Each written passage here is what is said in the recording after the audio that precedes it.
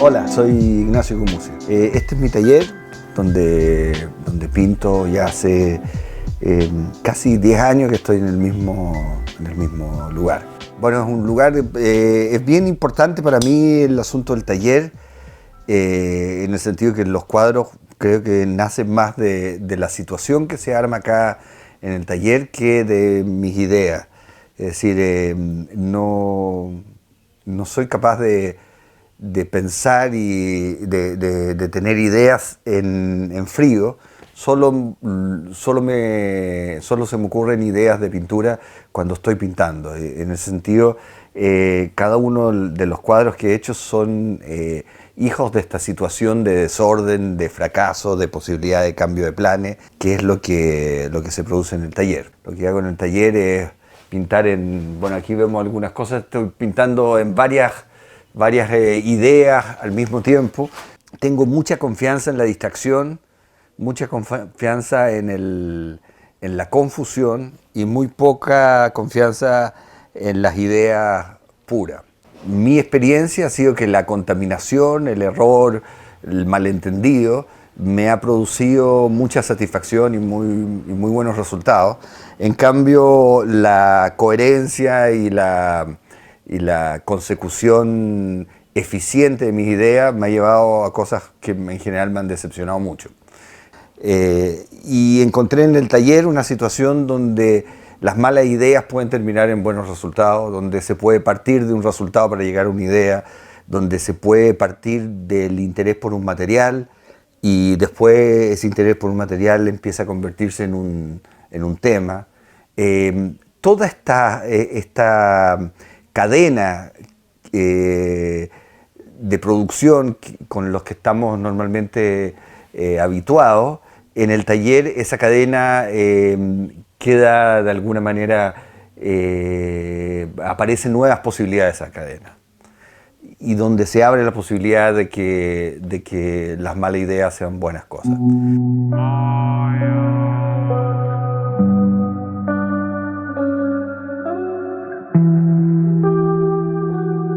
Es decir, las pinturas para mí normalmente son desastres, es decir, son cosas que yo me planteo y que empiezan a desmoronarse y empiezo a inventar estrategias para que no se caigan totalmente. Esa situación como de naufragio y como de tratar de surfear ese naufragio, para mí se convirtió en la pintura. Y hay algo ahí que me entretiene también en esta situación de ver cómo puedo hacer de que los cuadros que de repente no me resultan finalmente se transformen en otra cosa. Siento una gran libertad de decir que, por ejemplo, estaba tratando de pintar un caballo, este caballo no me resultó y me sale parecido a un perro, y el perro tampoco me resulta y sale parecido a una niña de rodilla, y cada uno de esos cambios de planes están permitidos porque estoy en una situación de completa libertad. Esa situación es la que yo quiero, y es una situación además que le envidio también a una porción del mundo que se mueve fuera de este mundo productivo estereotipado. Es decir, un poco, me imagino que un poco la situación que le pasa a la gente, no sé, pues, a los tipos indigentes o cualquier tipo que básicamente su plan es tratar de salvar la situación, ¿cómo se llama? Su compromiso tiene que ver más bien con su propia capacidad de salir parado de esto y no está sometido a estas ideas súper preconcebidas y súper claras. Entonces, para mí el taller, yo diría que el taller me ha salvado la vida, en el sentido de que en una situación donde no hubiera taller, más o menos todo mi modo de ser es bastante fracasado. O sea, y aquí es una posibilidad así interesante.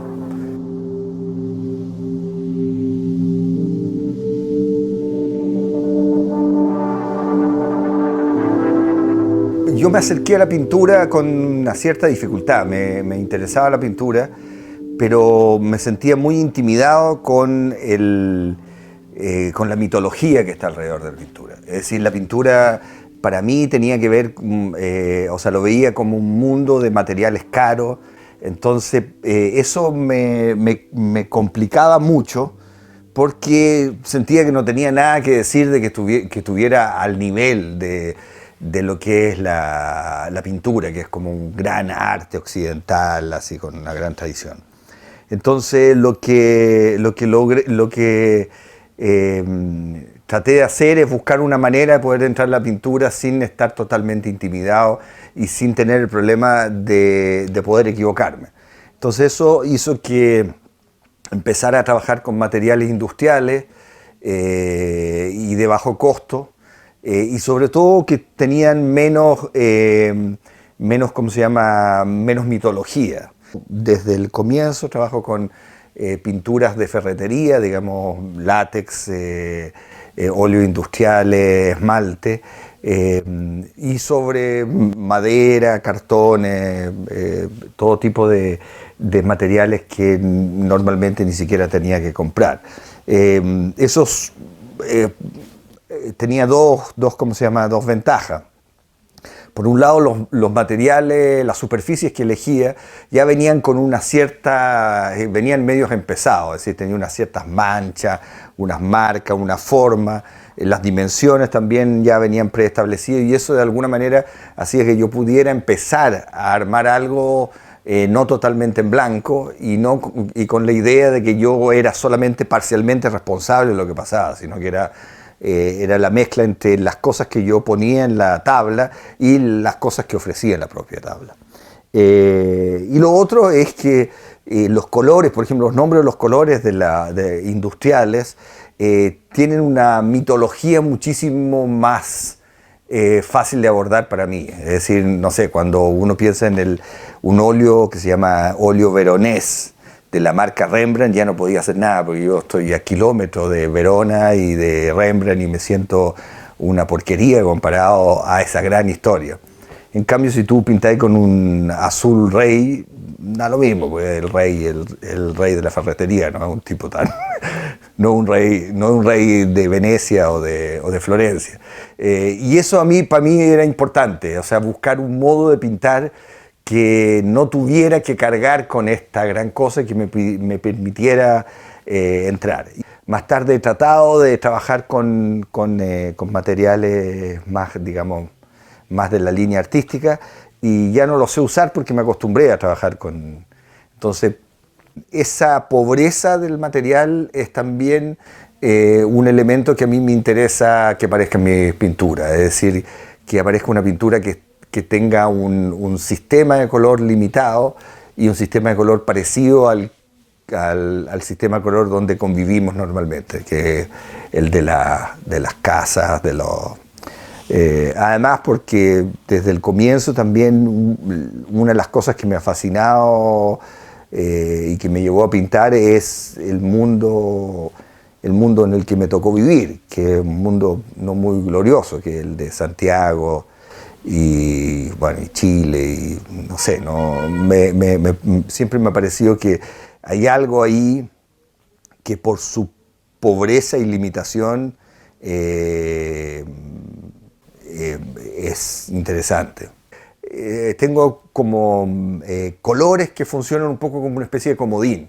La gracia es que ese color funcione en otra regla que el resto del asunto. En este caso yo hago una mezcla de azul, que es un color como típico de pintura de casa chilena, y ese me sirve de alguna manera como si fuera el blanco. Entonces, al tener ese color como blanco, es decir, como borrado, libero el blanco y el blanco empieza a funcionar ya no como borroneo, sino como color.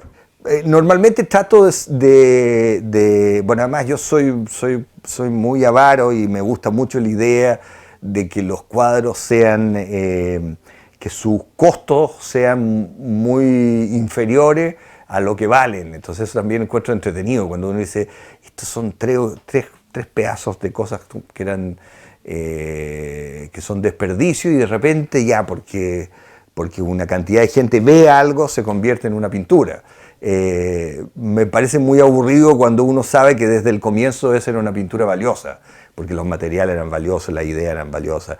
El proceso de transformación de basura a arte me parece que es súper entretenido. Además es muy divertido porque es totalmente reversible. O sea, también después un cuadro súper valioso se puede convertir en basura de vuelta.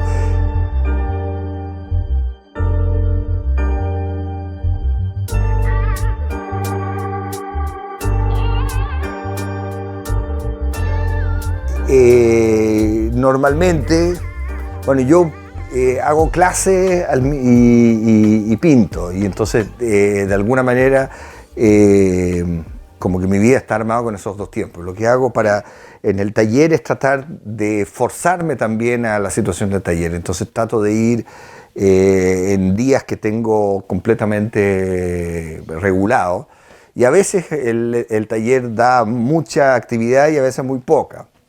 La mentira que me cuento, a lo mejor es verdad, pero la mentira que me cuento es que todos los momentos son productivos en el taller. Es decir, que hay momentos donde uno no pinta, digamos, no ocupa las manos, sino que está durante mucho tiempo mirando algo, viendo, y después ese tiempo muerto sirve para ¿cómo se llama? Para pintar. Entonces es muy, ¿cómo se llama?, irregular en cuanto a los tiempos de este asunto. Entonces eso obliga a que uno tenga una especie de disciplina. Yo por lo menos tengo una especie de disciplina completamente como de fábrica. Llego a una hora, salgo a la otra, a veces no hago nada, a veces hago mucho. Lo que trato de hacer es nunca saber cuándo empieza, porque creo que la situación, este problema de cuándo empieza y cuándo termina son las dos situaciones que a mí me inmovilizan. Es decir, es el momento proyecto.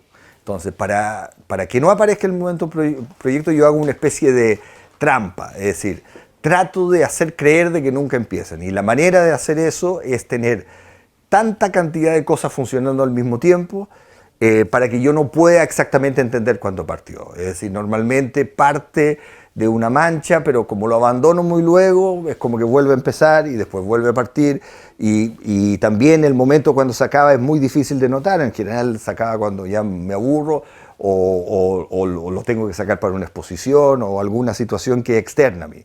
Pero trato de que estos dos momentos, el momento de hacer una idea de la nada y determinar un asunto, sean momentos que yo no pueda detectar claramente, porque creo que son dos momentos contra los que yo me rebelo. Es decir, trato de hacer de que no exista esa situación.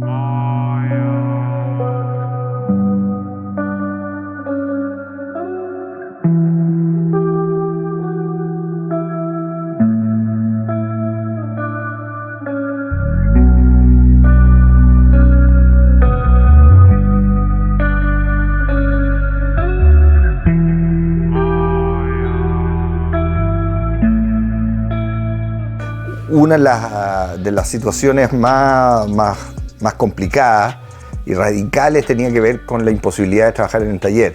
Venía justamente de una situación un poco de crisis. Me estaba costando pintar en el taller cuando llegó la cuarentena, y tuve que irme al departamento donde vivo, y ya no podía venir al taller por la cuarentena, y además la casa entera empezó a funcionar ahí porque mi hija dejaron de ir al colegio y empezaron a hacer el colegio en la casa. Mi mujer también que normalmente trabaja fuera, también instaló su taller ahí, también es artista. Y lo que hice es que volví a armar un taller dentro del living. Y lo que salió de ahí fue bien interesante, porque también, bueno, empecé a trabajar con acrílicos, que era la única pintura que no tenía demasiado olor y que me permitía trabajar en este ambiente donde convivíamos todos. Y también empecé a trabajar motivos que tenían que ver un poco con esta situación de las personas que estaban ahí. Entonces empecé a hacer cosas que ya hacía mucho tiempo que no hacía, como retratar a mis propias hijas y cosas que son como un poquitito básicas, digamos, pero que me reencantaron también con una parte que es muy atractiva y que hace mucho tiempo no había ahondado, que tiene que ver con las situaciones de dibujo, de cómo se puede crear un cuadro en estos formatos, que son formatos que tienen el tamaño de la mesa donde comemos. Yo diría que soy de los pocos que sacaron ventajas de esta cuarentena, porque fue una situación novedosa y también interesante en el sentido que planteaba otro modo de entender el taller, pero que me parece que son muy atractivos justamente por eso, porque son como un reencuentro con las bases que me llevaron a pintar, es decir, tratar de retratar una realidad que conozco bien.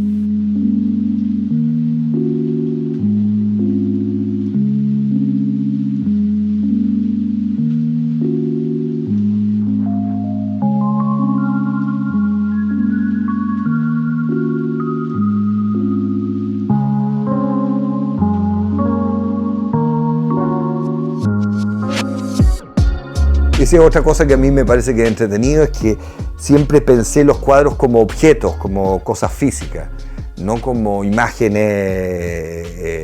Y en ese sentido, no sé, por ejemplo, alguien me había hecho notar que tengo la manía de pintar los lados de los cuadros, esta parte de acá.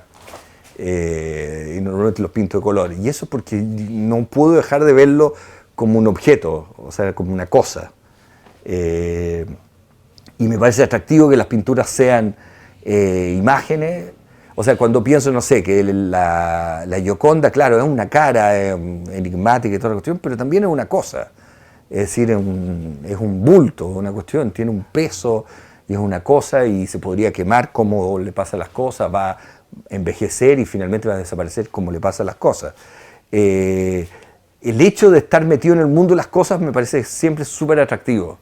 Y me encanta ese carácter que yo sé que hay muchos artistas, más bien ese es justamente de lo que arrancan, de las cosas físicas y quieren cosas que sean más, digamos, más del mundo de las ideas etéreas. Para mí es muy atractivo que sean cosas.